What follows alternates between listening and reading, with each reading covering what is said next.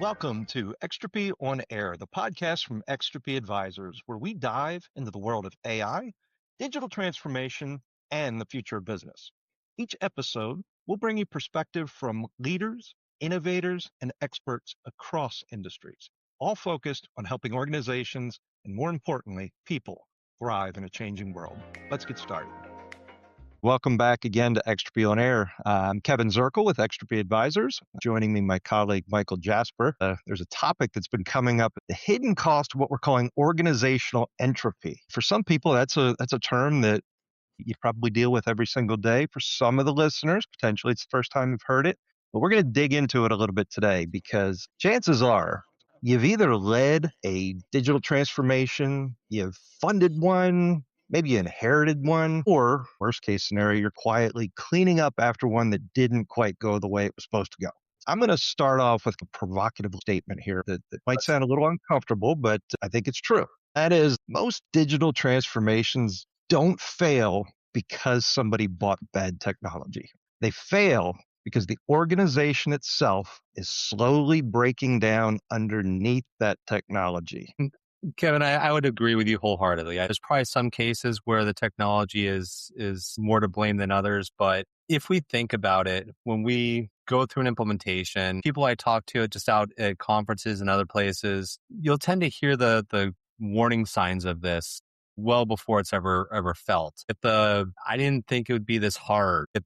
We have all these tools, but nothing seems like it's improving or nothing's getting simpler. Another one is we're live, but I don't feel like we're live. Those are signs that there's an underlying issue with how the project went and how it was sustained after go live. You're exactly right. I love that last one there. And that's exactly what we're talking about. When you hear people say that, they're describing entropy. Now we can dig into that a little bit, not in the physics textbook sense, but we're talking about organizational or corporate entropy. It's that slow drift toward kind of disorder within the organization, the fragmentation that pops up so many times, the inefficiency that happens when all the systems grow faster than the understanding of those systems. The reason this topic matters right now is it's pretty simple. Companies are investing more than ever in digital transformation, in artificial intelligence, and automation, platforms, analytics, you name it. But at the same time, execution confidence is dropping like a rock. Leaders are spending more, but they're trusting the outcomes a lot less. That's an issue right now. 100%, Kevin.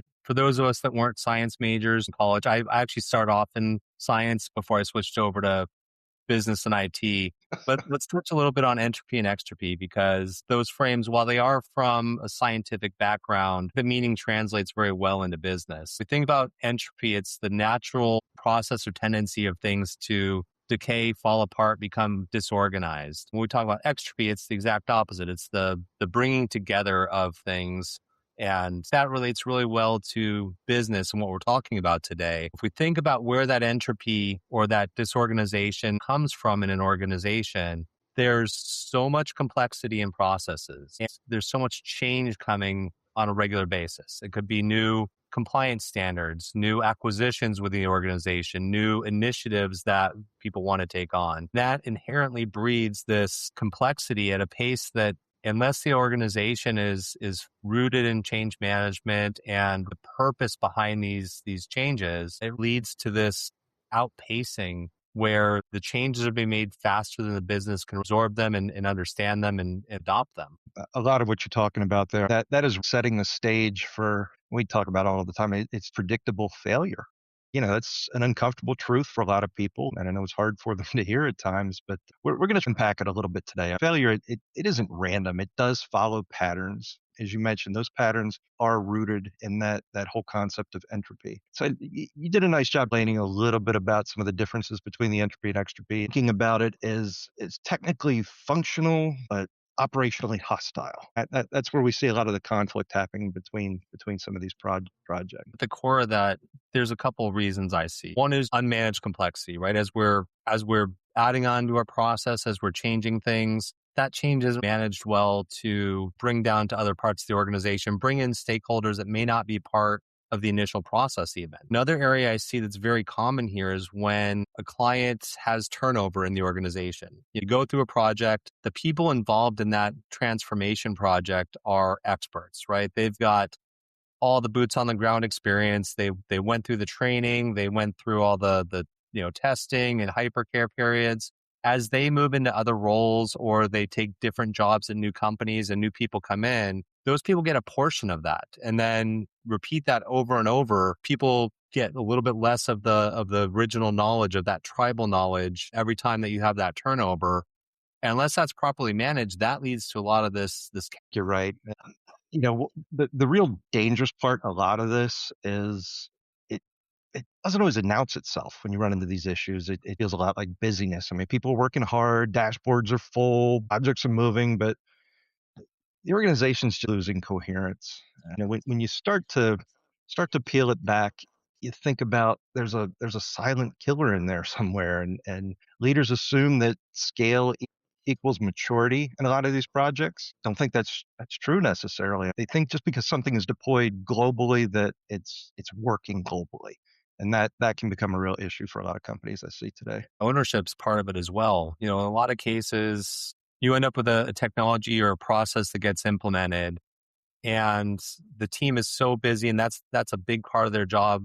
When that project is done, they go on with their day-to-day job. They put that back on the back burner. Nobody really owns the ongoing maintenance and maturity of that transformation. And without that accountability, that's where you start getting these areas of entropy where things start breaking down, or manual processes start appearing next to what should have been the automated solution. And I think that's where we run into a lot of challenges, not necessarily at go live, but starting shortly after up until, years afterward. Yeah. Yeah. One of the things we see a lot is a lot of times organizations will make decisions and they think if we just buy better tools, it's going to fix all of our problems. That isn't always the case. I mean, typically what we're going to find is when people buy their software, they expect order out of the software, but at the end of the day, a lot of times what they get is just visibility. And in so many of these accounts, I mean, visibility can be really, really uncomfortable if you don't manage it properly. Absolutely. And I think part of that even comes down to how companies approach change management. Now, I've seen a lot of really well run change management programs as part of digital transformation, but very few of those have a sustainment component to them that goes well beyond go live. The best run projects I see have strong change management throughout the transformation, with anywhere from a 1 to 3 year sustainment campaign on the back end to ingrain those processes, help manage some of the maturity that goes on after go live, help instill that culture and instill that process within the organization, not just within specific users, so that as those people are changing, as processes mature a little bit, that is still ingrained in everybody that's involved in it, or everybody that needs visibility to it. Those processes are so important, and understanding them and getting a grasp of them. One of the things I know we see a lot are organizations start just trying to stack tools. They're trying to patch symptoms instead of redesigning the systems. They think more dashboards, more integrations, more modules, and ironically, that's what leads to more entropy. It's a big challenge for a lot of companies if you try to focus too granularly into one particular area, for sure. Absolutely. Maybe what we can do, Mike, is let's talk a little bit about kind of warning signs. Things that maybe leaders often miss until, like, frankly, it's too late in some instances. Let's see if we can and hit on a few of those. What are some things that come to your mind there? Warning signs. I think that one of my big ones is always use of Excel. When I look at a team and the more spreadsheets they have, the more they're probably not following that new process or using that new technology that they put in place. Because if they were, I can almost guarantee that Excel wasn't part of the initial plan. What about you? One of the ones that I always find interesting is when KPIs start to improve within systems, but the trust doesn't necessarily improve with those systems, becomes a real issue. And again, leaders see a bunch of green dashboards, but the operators don't believe what they're looking at. They don't believe the numbers that go along with it. I like that one because if you don't have trust in your data, then you don't have trust in your process. Another one I tend to look for is heroic individuals. If the process only runs efficiently or only seems to work when certain people are involved, or if there's one person that everybody goes to for the answers, that's probably something where that tribal knowledge has been lost and they're probably the last owner of that, or there's some other breakdown, but that's an area where that Entropy is already winning in that scenario.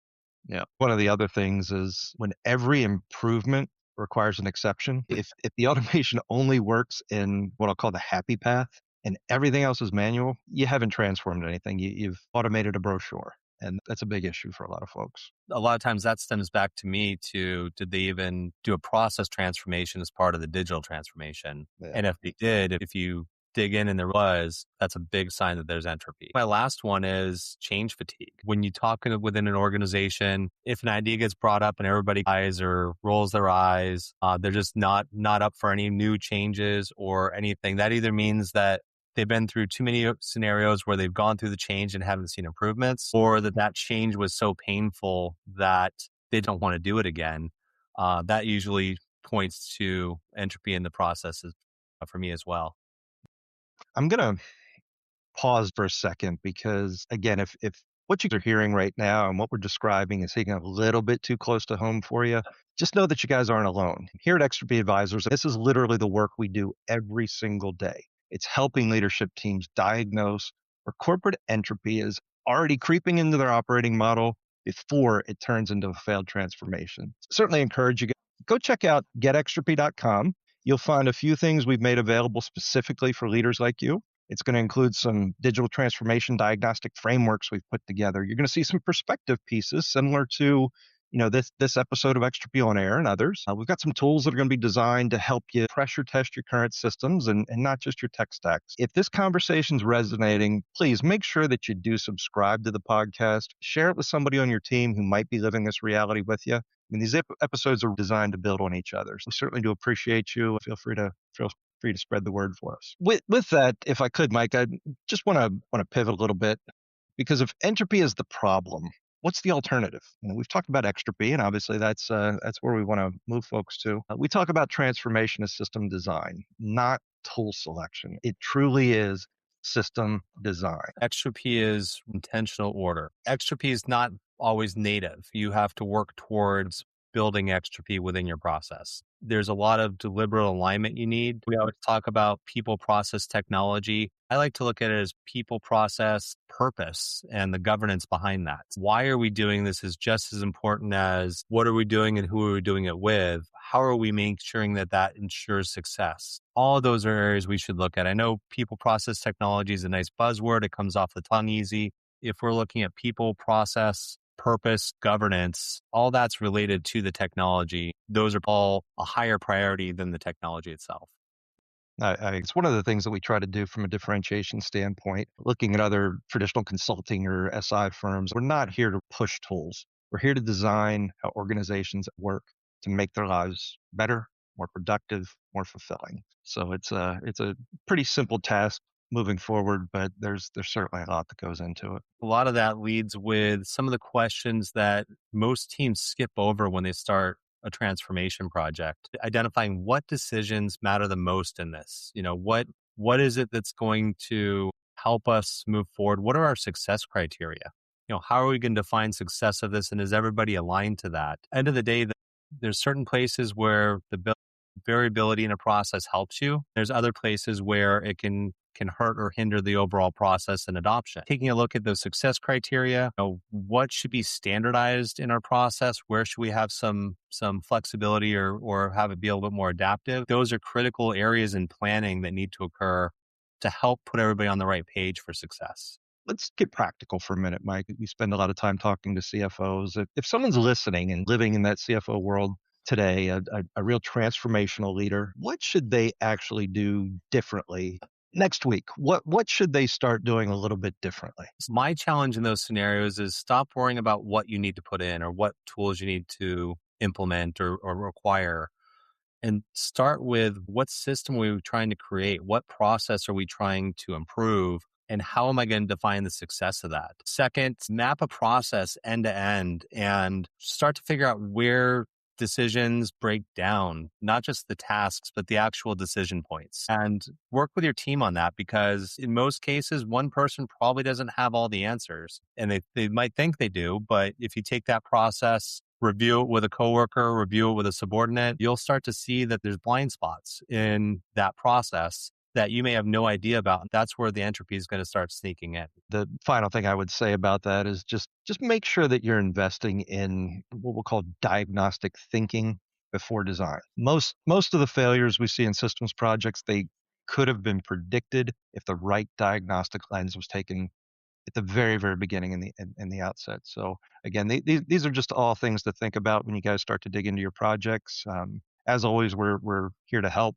Love to share some experience with you and certainly help guide you through this entropy to extropy journey and voyage that we'd like to take you on. So maybe what we'll do, we'll just kind of land here. Digital transformation doesn't fail because leaders like you don't care.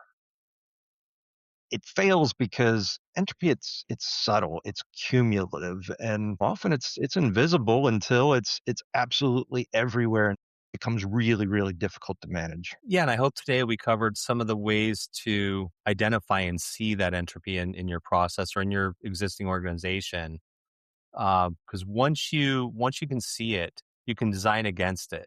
But that's a shift that organizations need to make, is rather than focusing on the next process and the next process, they need to look at how are we sustaining this benefit and these optimizations we put in place. That lets you engineer your own advantages. I appreciate you spending some time with me today going through this, and we've identified the issue. I don't think we ought to stop here, though. This could be a really interesting series, and we're gonna forge forward with it.